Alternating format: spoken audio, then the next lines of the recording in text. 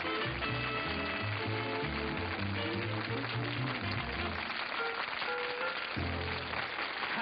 it.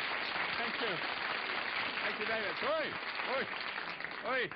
Let's get on with it. Tell you what, I've got a roast turkey dish for you. And it's stuffed different ways from both ends. And this comes from Hungerford, from the Three Swans at Hungerford, which is in Berkshire in England, which you knew, of course. And that's where we're going to today, to have a look at this wonderful spot. It's an old Georgian hotel. Well, it's as old as Georgian gets. And I'm outside talking to the owner here, who's a Major Alderson. And he's actually a very big wheel in London. He's sort of a big business tycoon, but he gave it all up to run a pub because he didn't like the rat race. And here is Fanny. Now that's dear Fanny Braxton, and she is the cook in this establishment, and she is the most super thing you've ever met in your life. I shouldn't call her a thing, she's just super. And this turkey was just enormous. And I tell you that my sort of attitude was this was somewhat coloured by the fact that they told me just about this stage, of course you know me, dear, you know I'm not wasting this turkey on you. We got the cricket club who are coming here, you know, and they never like going out for a duck. And so they always serve them turkey. Yes. So here it goes, turkey with that stuffing. And this is always the first time that you see me tasting this. Yes. You've no idea what it's like going all the way around the world eating. That's better, darling. Oh, yes. Oh, look. There was a sudden wince there. That was Mrs. Alderson, incidentally. So we did a sort of man and a woman bit with this turkey and just let the sort of camera revolve around the turkey, which we thought was rather fun. I can't see what's happening there. Oh, yes, Fanny. Fanny signed the actual thing for me, which was rather good. I'm afraid I came very near to you losing me in Hungerford. And this is absolutely true. The first Tuesday after Easter in this Hungerford place, they have people which they call tutty men.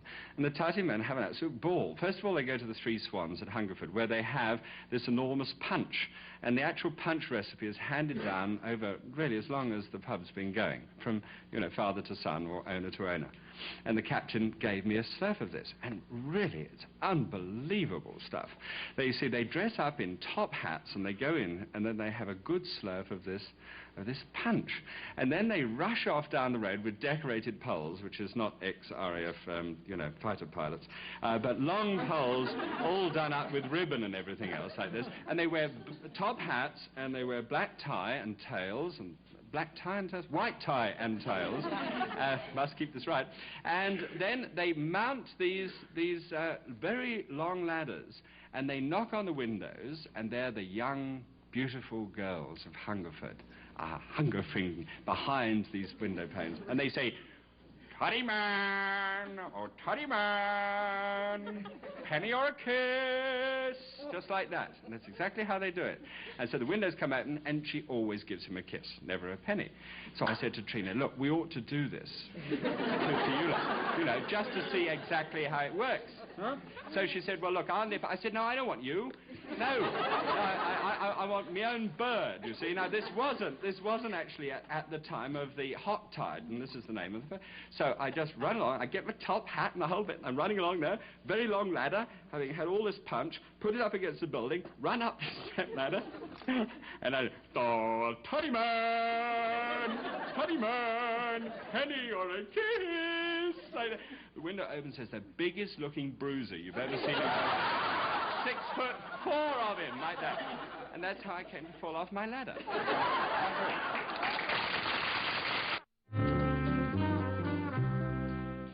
Here we go. First of all, you need to grasp yourself a tolerable turkey. As a matter of fact, this one is sort of a country and western sort of style. Okay, so you just take one wing and you chop one wing off. And then you chop its right wing off. And then, of course, it falls flat on its face. There are two wings off the end there, and they're just tied. Now, somewhere in here... Oh, no, here it is. Never know where you're going to find the neck nowadays. And so there is the neck, and here are the two wings, and then with a reasonable size knife, you attack it. Now, you see, the whole idea when you're making a splendid giblet. You still with me? Can you still hear me? Oh, good. When you're making a never wash it off and put it back. Not whilst people are watching. And you actually need a little less than 8 ounces for this, which I think that's just about it. Oh, yes, I must also add, because you see, you've no idea what it's like to be in a position that I'm in. No idea. No, because, you see, I can do the most marvelous things for people. For example, this. These are the lights. And really, there is nothing that would please me more than to think that throughout the world, people will now be adding lights to the sauce, which they make with turkey. That would give me the most thrill, I can't tell you. Just to think that everybody will know this, that when the lights go in again all over the world, that all of a sudden our sauces will be better. Right, so you just add a little smash of the old Hausifada, which is clarified butter, of course, and then you add the lights and the turkey, little pieces, sort of thing that you wouldn't do anything with except give them to the cat. So you just pop those in there and you fry those. On top of those fried pieces there, you just take an onion, and the onion doesn't have to be anything other than just rough chopped, because the onion is put in there just to give a little amount of flavor. And I thought I'd show you this gravy that goes with the turkey as well as just the two stuffings as well, right? So in goes 1 onion, so that's fried in with that as well. The idea is to get that nicely brown so that you do eventually come up with a brown-looking sauce. Right, so we just take that around. Now, next thing.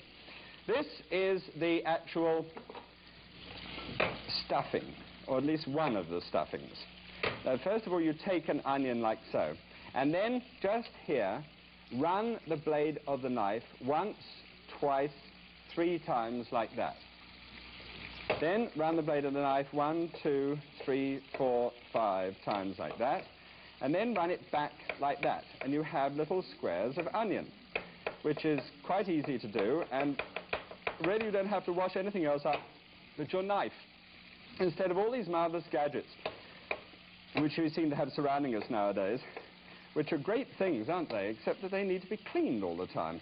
And as far as I'm concerned, I think that it's a jolly good thing just to stick by exactly what is good and what does work. And that, I think, works quite well. Right, so when those have been chopped up rather nicely there, you then take hold of this and put it into a pan which has some clarified butter in it first.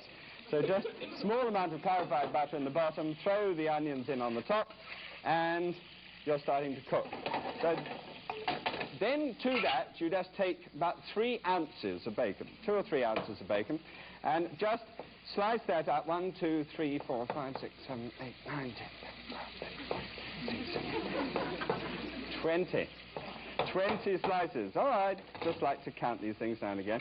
20 slices of bacon across the outside, and just lie that down into the pan with that butter and with that onion. Good. Now, this particular mixture here has really got to be brown first. This mixture here is doing all right. Now what you do is you take a whole handful of parsley stalks, and you just take these parsley stalks up and you slice those so that there are about 3 tablespoons full of parsley stalks. Now then you just take a bowl and place that parsley down into the bowl and then season it, really go to town with it. Now you need lots of freshly ground black peppercorns, and you can see just how much pepper I am adding to this. I don't know whether it's pepper or the inside of the grinder, frankly. And then you add some salt to that as well, lots of freshly ground salt, and you've really got to go on and on and on and on and on and on doing this. Just take that lovely mixture there and pour it freshly, sizzlingly on top of that mixture. Now that really does something quite extraordinary to the parsley underneath and those seasonings. And it's quite magnificent what it does. Now you take 1.5 pounds of pork sausage meat. And this is the sort of meat that you would make pork sausages from, but not the actual sausage meat itself, you understand. It's like the neck or collar of pork, freshly minced up. Just mush it all about there, and then just simply take an egg, break the egg on the side, just open the egg into it. It does quite extraordinary things to a turkey, having a chicken egg inside it. You know, so, surprise, surprise. And then that is beautifully seasoned. Right, now you take the bird. It's time. It's your time has come. Now, you then, this one has got its parson's nose tucked in, so this is, so then you open it up, having dried it out thoroughly, and then put the stuffing inside, you know, this end, which we call the aft end. And so that's just laid down there. It's beautiful. I don't know whether you knew this, but in this particular end used to go the sort of the breadcrumb stuffing. And up the other end used to go the meat stuffing. And this all started at a time when austerity, you know, was the thing in England. And they did this simply because, you know, they really didn't quite understand what it was. And they're always trying to make both ends meet. And so, no, that's the truth. No, and if you didn't know that, and it was also, they really never knew what went up this end. And so the result of which was that they used to blame it on the parson. And it's true. And what they say the parson's nose is, what they used to say like that, they used to say, "What's he got in the turkey?" And always the chap, you know, who was really known once a year when he actually had a feast at his, you know, for the parish, was the village, you know, how's your father? How is your father? Second time. No, it really was. It was the parson. And so they'd say, and by the way, to this 1 pound of chestnuts, you put a tablespoonful of veal jelly, which you make just out of veal jelly, strange as it may seem. And veal jelly, just veal bones, knuckle of veal, just done down. And they used to say, you know, what's he put in the turkey? Arr! Like this. And they'd say, "Parson knows." And that was how they always knew. No, I knew you'd say that, but you see, they don't even know that in England. This is 2 tablespoons full of butter, and the butter mixes with that veal jelly, and the rest of that's well seasoned, incidentally, with salt and pepper. And then all you have to do is just get that up onto a spoon, and you grasp the neck flap, which is very useful. You drive that down into the breast and push it with the back of the spoon. In, scoop, down. Right. Now, you just simply flap that sort of neck back, and whilst the bird is in that slightly recalcitrant position, all you do is, with this now, which is browned beautifully, now that mixture there, which is browned beautifully, I just want to slosh some water on there, 3½ cups of water go into there, and where's me port? 3½ cups of water go into there. This is the one which has been cooking for an hour in an open pot, so about 2 fluid ounces of port goes into that, and that comes up to a high heat there. So this is put onto the heat, and then all you do to add to that giblet gravy is a little bit of thyme, about 2 branches of thyme, and 2 bay leaves, right? And so that cooks for 1 hour, and that's what it looks like when it's finished. Okay, now then you get a long piece of string, and I'd want to show you this because I know you might have seen this before, and I've had letters. No. So what's been happening to me recently? Right. So then you just take these 2 long pieces of string here, and you tie them round the back legs of the turkey. You sort of don't trust to luck. Do it this way. And then you just cross it over the back, like so, and you make a knot in the middle of the back, if you can get yourself that way inclined. So then, like this, then around the 2 wings, the stumpy ends of the wings there, and then you just tighten that up across the back like so. Right? Now, it's a terribly easy thing to do.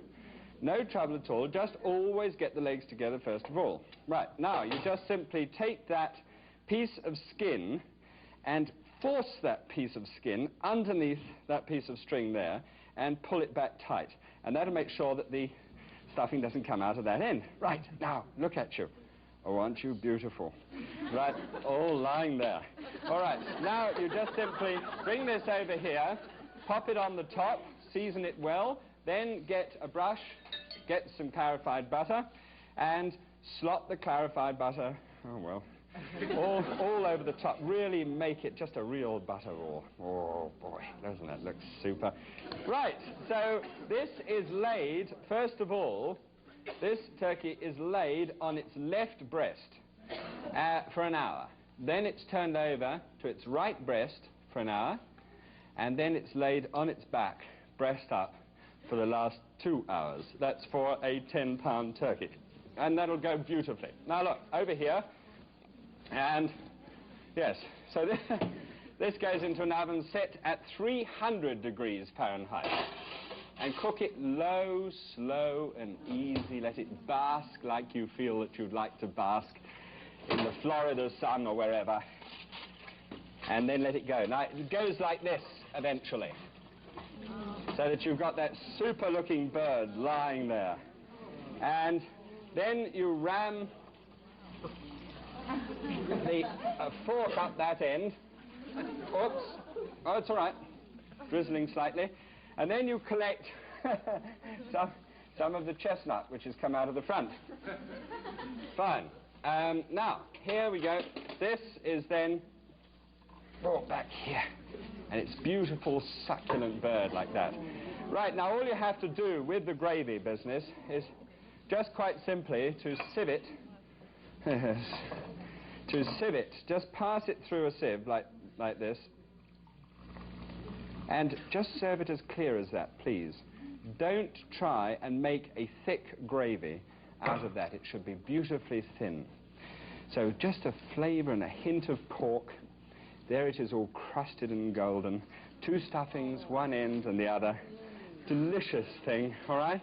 Just for you from the 3 Swans at Hungerford. I've got too much time, so first of all, I've got to carve this. Oh. Hey, look at that white breast there. You'll forgive the expression. And this, you just pull that lovely succulent leg and thigh back like that.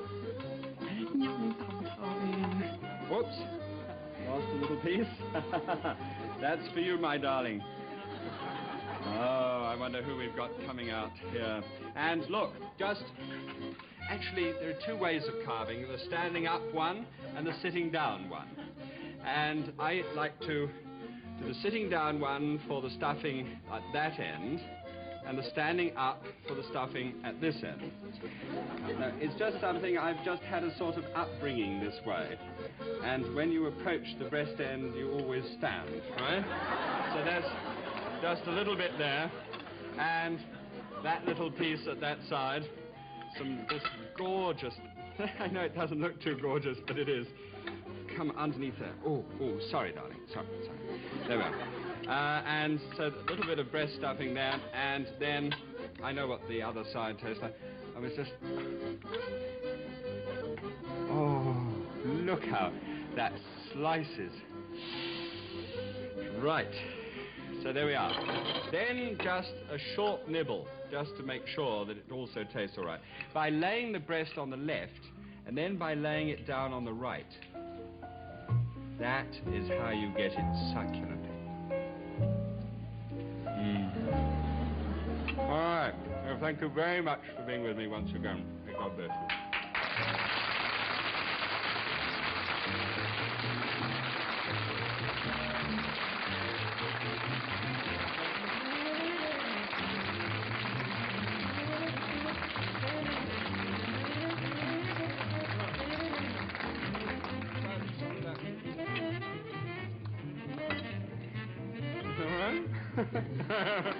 Try some of this stuffing, because that's the thing that makes it. It's either the chestnut or the...